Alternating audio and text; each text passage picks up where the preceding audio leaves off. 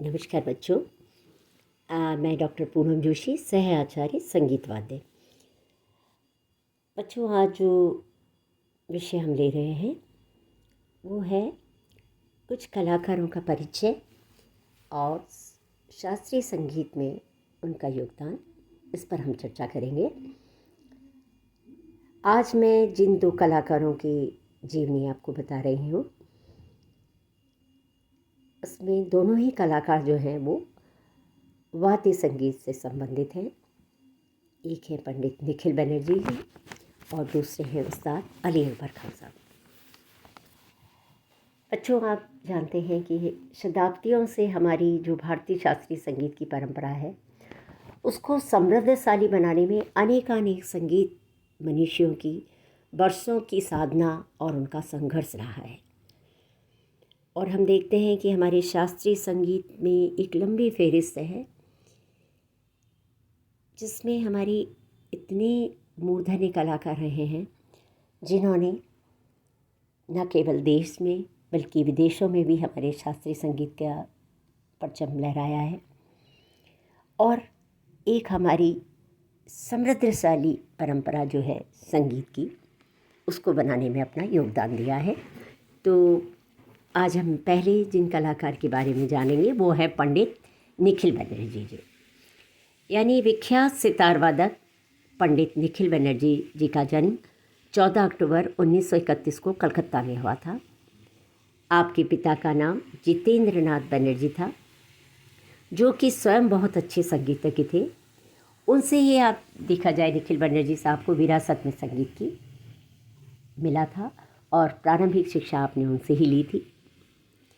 और आपने एक बार उस्ताद अलाउद्दीन खान साहब का जो है सरोद वादन सुना तो उससे आप इतने अधिक प्रभावित हुए कि आपने निश्चय कर लिया कि सितार की शिक्षा आप अलाउद्दीन खान साहब यानी बाबा से ही लेंगे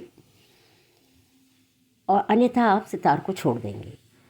अब कुछ समय बाद कुछ संजोग ऐसा रहा कि आप वीरेंद्र किशोर राय चौधरी जी से ध्रुपद हमार सीखते थे, तो उन्होंने ही आपको उस्ताद अलाउद्दीन खान साहब जी से मिलाया। तो उस समय अलाउद्दीन खान साहब, जिनको प्यार से सब लोग बाबा कहते थे, वो उन्होंने निखिल बनर्जी जी को होटल में आकर मिलने की अनुमति दी। अब आप रोज़ होटल जाते, तो एक दिन बाबा ने पूछा कि तुम कौन हो, रोज़ ही यहाँ क्यों आते हो? तो तुरंत आप तो मौके की तलाश में थे, आपने उनके तुरंत पैर पकड़ लिए और अपनी सितार सीखने की इच्छा जाहिर की। तो बाद में बाबा ने आप पर रेडियो पर आपका सितार सुना और आपको सितार सीखने की स्वीकृति दे दी। इस प्रकार आप उस्ताद अलाउद्दीन खान साहब से जब आपको इजाज़त मिल गई तो आप महर आ गए और वहीं आकर रहने लगे और फिर निरंतर कठोर नियमों को मानते हुए आपने अपना रियाज प्रारंभ किया, क्योंकि नियम के मामले में उस्ताद अलाउद्दीन खान साहब बहुत कठोर थे। और फिर आप इसका नाम दिन के आवश्यक कार्यक्रमों के अलावा आप पूरे दिन भर रियाज करते रहे। अब सन 1952 में बाबा हज करने गए तो निखिल जी को अपने पुत्र अली अकबर खान जी के पास बम्बई छोड़ गए। अतः वहाँ अपनी अली अकबर खान साहब से काफ़ी समय तक सितार की शिक्षा प्राप्त की। स्वभाव से बहुत ही अंतर्मुखी एवं सौम्य प्रकृति के निखिल जी थे, इसलिए वो प्रचार आदि से बहुत दूर रहते थे और अपना साक्षात्कार आदि देना भी उनको पसंद नहीं था, क्योंकि उनका सिर्फ एक उद्देश्य था कि वो अपना सिर्फ वादन से ही अपनी पहचान बनाना चाहते थे। इसलिए उनका सारा ध्यान, उनका सारा जो था वो सिर्फ अपने रियाज पर था। और फिर यही कारण था कि अपनी इस लगन के और अपनी एक निष्ठा के कारण आप एक विलक्षण सितार वादक के रूप में सामने आए। परंतु 27 जनवरी 1986 को आपकी आकस्मिक मृत्यु हो गई, जिससे संगीत जगत को एक अपूर्णीय क्षति हुई। संगीत जगत में आपका अमूल्य योगदान रहा, आपका जीवन काल बहुत छोटा रहा, पर सांगीतिक दृष्टि से वो बहुत ही बड़ा रहा। पंडित निखिल बनर्जी जी अपनी विशिष्ट वादन शैली के कारण अपना एक अलग स्थान रखते हैं। और आपकी वादन की जो प्रमुख विशेषता है कि आपके वादन में प्रारंभिक आलाप से लेकर झाले तक एक रूपता जो है स्थापित रहती है। साथ ही राग में स्वर का लगाव, मीण का काम, मंद्र, अति मंद्र, मध्य एवं तार सप्तक में स्वरों का लगाव एवं आलाप का अंत करना, साथ ही जोड़ आलाप में लय को बांधना। इसके अतिरिक्त मिज़राब के विभिन्न आघातों का प्रयोग करना, तो गमक और सपाट बढ़त आदि का प्रयोग, ये सब जो है आपकी अनेकानेक विशेषताएं हैं। विभिन्न लहकारियों का प्रयोग, मतलब आपके वादन को अगर आप सुने तो वो भावपूर्ण भी है, लयात्मक भी है और उसमें एक तैयारी भी मिलती है। इस कारण आप एक अग्रणी सितार वादकों में के रूप में प्रतिष्ठित रहे हैं। लय पर आपको बहुत ही अच्छा अधिकार था। इस कारण त्रिताल और रूपक, झपताल के अतिरिक्त आप 9 मात्रा, 11 मात्रा, आड़ा, चार ताल, धमार आदि में भी बजाने में पारंगत थे। आपने बहुत ही निष्ठा भक्ति से सितार को सीखा और अधिकांशतः आपके जीवन का जो लक्ष्य रहा वो सिर्फ एक संगीतकार और मुख्यतः सितार का रियाज ही रहा। इसलिए आप बोलते भी बहुत कम थे, जैसा मैंने आपको पहले बताया कि बहुत ही अंतर्मुखी थे और सिर्फ अधिकांश समय वो सिर्फ अपने रियाज में तल्लीन रहते थे।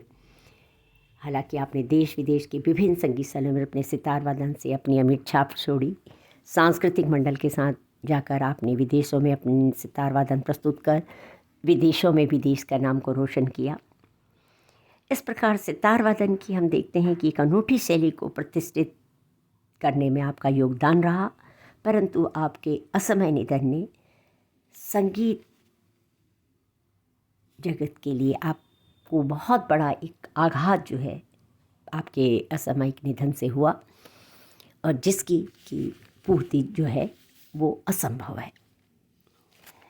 जिन दूसरे कलाकार के बारे में हम बात कर रहे हैं वो है उस्ताद अली अकबर खान साहब। उस्ताद अलाउद्दीन खां साहब की सुयोग्य पुत्र अली अकबर खान जी का जन्म 14 अप्रैल 1922 को शिवपुर में हुआ। और जैसा कि है कि आप जो है सुविख्यात गुरु, संगीतज्ञ, प्रसिद्ध सरोद, सितार, सुरबहार वादक उस्ताद अलाउद्दीन खान साहब की आप एकमात्र पुत्र हैं और एक बहुमुखी कलाकार आप रहे हैं। अच्छा, उस्ताद अलाउद्दीन खान साहब जो आप जिनको कि बाबा के नाम से जाना जाता है, वो स्वयं एक बहुत बहुमुखी कलाकार रहे, लेकिन बहुत ही अनुशासन प्रिय गुरु भी रहे। इस कारण उनकी तालीम पद्धति जो थी वो बहुत कठिन थी।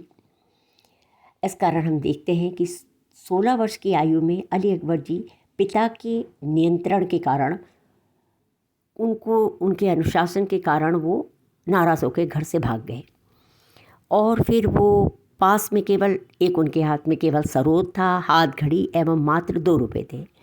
फिर किसी तरह से वो वहाँ से खंडवा पहुँचे। फिर वहाँ से निराश वो इधर उधर घूम रहे थे तो एक बंगाली व्यक्ति उन्हें मिले, तो वो उन्हें अपने साथ कार्यक्रम करवा के उन्होंने उनको बम्बई जाने लायक किराया दिलवा दिया। अब बम्बई जब वो पहुँचे तो उन्होंने जल्दी ही रेडियो स्टेशन में नौकरी ले ली। अब वहाँ रेडियो में आपका कार्यक्रम सुन मेहर के जो महाराज थे उन्होंने इन्हें मेहर बुलवा लिया। अब बाबा अलाउद्दीन खान साहब जो आपके पिताश्री थे, उन्हें जब यह बात पता चली तो फिर वो इन पिता पुत्र का मिलन हुआ और फिर मेहर में पुनः इनकी शिक्षा जो है प्रारंभ हुई। धीरे धीरे हम देखते हैं कि आपकी कला में निखार आता गया और आप अपने पिता के साथ साथ मेहर दरबार में सरोदवाद जो है बजाने लगे। 1943 में जोधपुर के महाराज उम्मेद सिंह के बुलावे पर आप जोधपुर काफ़ी समय तक रहे। वहाँ 1945 में जोधपुर के शिप हाउस में नववाड़ी नामक एक प्राइवेट रेडियो स्टेशन, जो कि राजस्थान का प्रथम, जिसको रेडियो स्टेशन कह सकते हैं, वो आप खुला और आप वहाँ संगीत निर्देशक बन गए। अली अकबर खान साहब जो थे वो भारत के साथ साथ America, Afghanistan, France, London, Holland, Belgium आदि अनेकानेक आपने देशों का आपने भ्रमण किया और अपनी कला का परचम आपने वहाँ फैलाया। पंडित रविशंकर जी जो आपके गुरु भाई रहे, यानी क्योंकि आपके पिता के ही शिष्य थे इसलिए आपके गुरु भाई थे, उनके साथ आपने काफ़ी जुगलबंदी के कार्यक्रम प्रस्तुत किए जो कि विश्व प्रसिद्ध हैं। अली अकबर जी वादक के साथ साथ एक चिंतक भी रहे।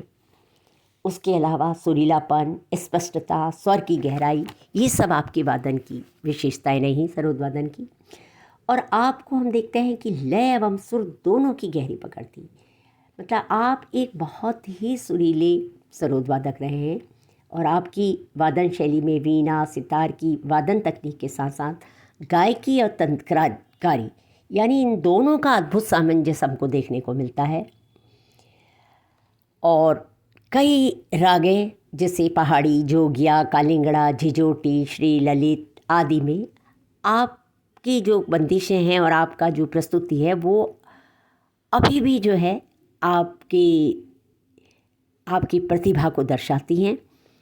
आपका वादन प्रचलित अप्रचलित रागों तालों में रहा है। आपने गौरी मंजरी, चंद्र नंदन नामक 2 प्रसिद्ध रागों की रचना भी की, कई फिल्मों में भी संगीत दिया और आपने कलकत्ता एवं कैलिफोर्निया में Ali Akbar college of music की स्थापना करी और वहाँ आपने विदेशियों को और वहाँ रहने वाले प्रवासी भारतीयों को जो है संगीत की शिक्षा दी और हमारे संगीत को जो है जिंदा रखा। आपको देश विदेश में कई सम्मान मिले, जिसमें अमेरिका सरकार द्वारा मैक ऑर्थर फाउंडेशन फेलोशिप बहुत प्रतिष्ठित है।